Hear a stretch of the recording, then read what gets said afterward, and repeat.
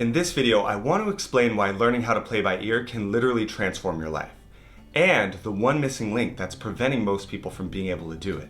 And no, it's not perfect pitch, it's nothing like that. Now, if you don't know who I am, my name is Corey Lennox. I'm a Berklee College of Music alumnus, piano teacher, and I specialize in helping people play by ear. It's not just something I can do, it's something I can teach other people how to do, and it's something I want you to be able to do as well. And by the way, right now I do have a free masterclass video where I show you my whole blueprint, front to end, of how to play by ear. It's sort of like a high-level overview, but I think it's still incredibly valuable. And there's some material in there that I literally don't teach on YouTube. So let's get into it. Let's really talk about sort of my story and how I was able to figure out how to do this.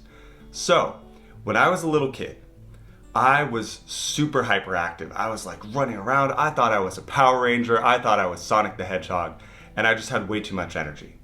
So my parents wanted to put me in a sport, and I tried so many sports: soccer, baseball, swimming, and I hated all of them. I hated the structure. I hated the competitiveness. I didn't have fun. None of it resonated with me. So against all odds, we tried piano lessons. And weirdly enough, the piano lessons I didn't love them, but I liked them more than the sports. They kind of resonated with me. And so I was like, all right, I'll do piano just to get my parents off my back. I don't really love it, but that's fine.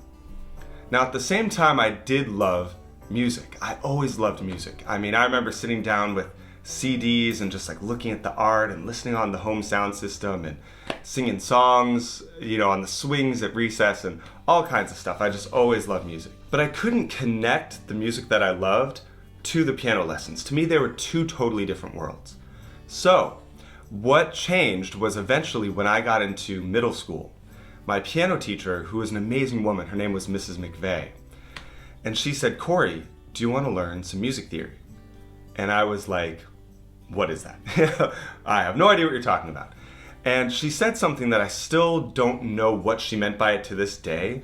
She said, teachers are told not to teach music theory unless they want to lose students. And so I don't know if she meant like they're going to get bored and leave, or if they're going to get like too empowered and like too amazing and they're going to quit. And for me, it was kind of, I found it empowering, right? I thought it was so cool. I was learning the basics behind what made music work, the fundamentals that underpinned not just one song or one genre, but all of music, right? So this was really wild. And at the same time, I was able to start learning some of my own favorite songs because I'd been in lessons for so long.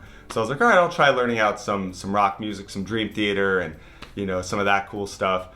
And I started to connect them, and that's when everything started clicking. I was like, oh, I can play music I care about. Now, at the same time, stay with me, this is important. I was starting to take guitar. And my guitar teacher, what we would do is bring in a CD every week, and we'd pop it in the CD player. Yes, I'm old. We'd pop in the CD, and he would listen to it, and he'd like transcribe it out. And I remember thinking like, how? Like literally how is that possible, right? So I was not always able to play by ear. There was a time where I was blown away by even the idea of it. And I didn't even realize I would be able to do that in a few years. I just had no idea. And it wasn't even something I set out to do. What really took me to that final level was maybe the most transformative musical experience of my life. And what happened was, the summer of my freshman year going into sophomore year in high school, my family went to visit a foreign exchange student who lived with us the year before. So she was from Belgium, and so we traveled out to Belgium and we saw her family, we saw where she lived, and it was really, really awesome. And we were in the city called Antwerp, and we were walking around these like cobblestone streets, and the sun was setting, and the architecture just looked so cool, and there was this fountain. And I had a song stuck in my head, and I had this thought that changed my life, literally changed my life forever. And I said, what if I wrote my own song? Like I could probably do that. And so we went back to, their house, and I asked her parents, I was like, hey, this is kind of weird, but do you guys have a keyboard? Like, do you have a piano anywhere? And they were like, yeah, actually we do. We have a Casio keyboard. It's nothing fancy, but you can try it out. And so we plugged in this keyboard, and I played this melody, and it was actually the opening melody of Mirrors by Justin Timberlake, but this was in like 2003.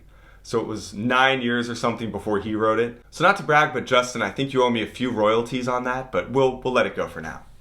So I wrote that song, and then when we came back home, I had one of my buddies show me how to like put music in the computer, how to make a recording.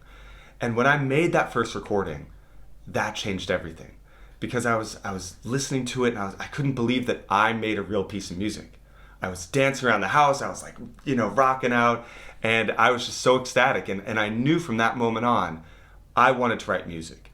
And I would like burn songs onto these CDs. I'd, put my demos on CDs so I could listen to them, and I just got completely hooked. And what you realize is, as you're writing songs, as you're playing music that other people have written, as you're learning music theory, as all these pieces are coming together, you start to learn what I call the language of music. And the language of music is essentially just my way of saying music theory, right? So it's the underpinnings of how music works and what certain things sound like. So this is that missing link I talked about earlier.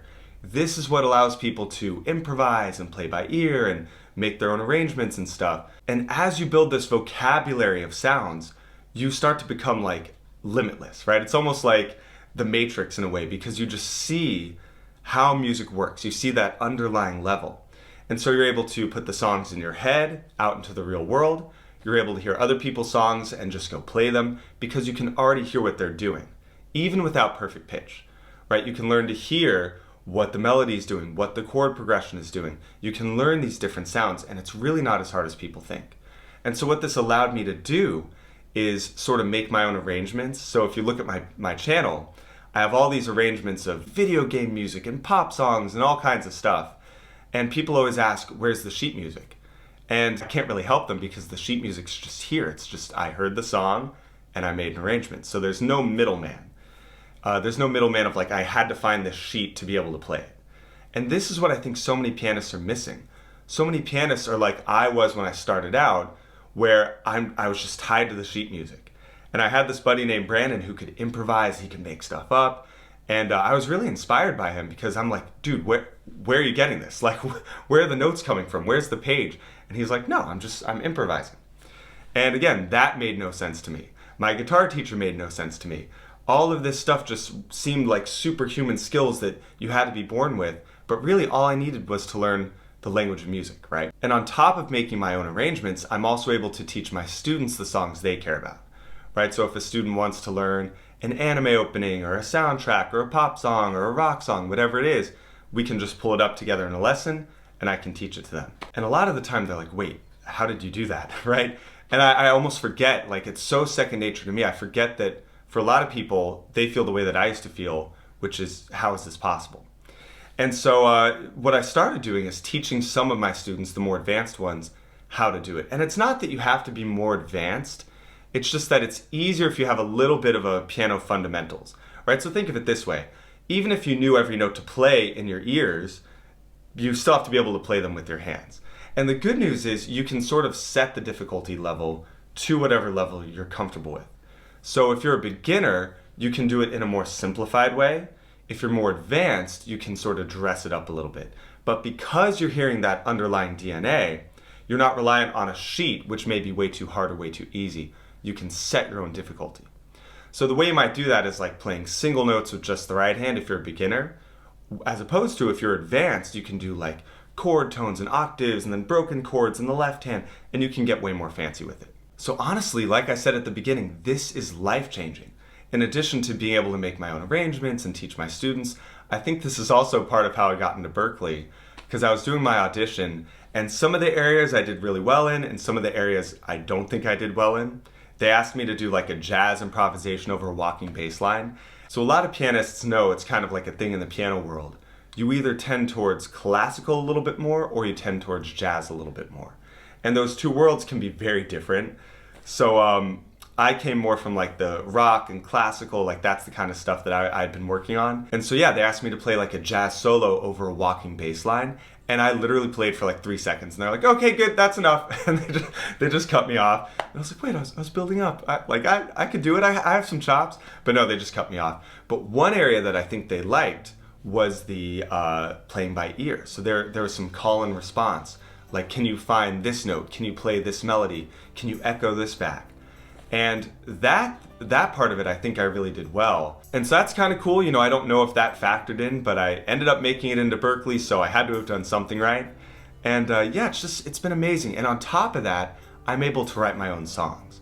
Because when you learn the language, it's way easier to say, okay, I'm hearing this in my head, now let me just put it out into the world on guitar, piano, bass, drums, whatever it is. Whereas if you don't know the language, you're kind of guessing like, oh, how do I play this thing in my head? Like, do I have to guess? What are these chords? No, you can just know what they are. You can just know the language. So think about if you're speaking a language you know, like French or something. You don't have to think like, how do I communicate a greeting to, no, you just say bonjour, right? In the same way with music, you don't have to struggle to figure out how to communicate what you want to play. You can just do it.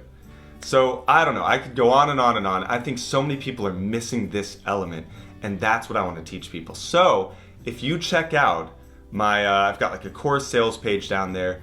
You don't have to go and buy the course, but there's testimonials, there's people who have learned how to play by ear using what I teach.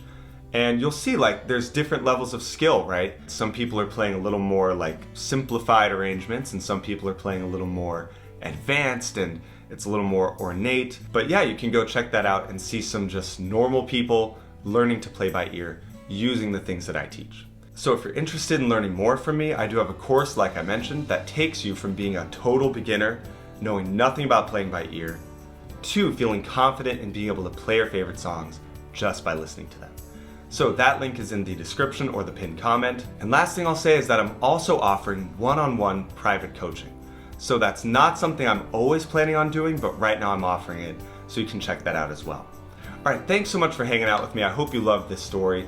That's sort of my journey and how I came to be able to do this and how I'm able to teach other people how to do it. And I hope this inspires you, that you don't have to be born with it.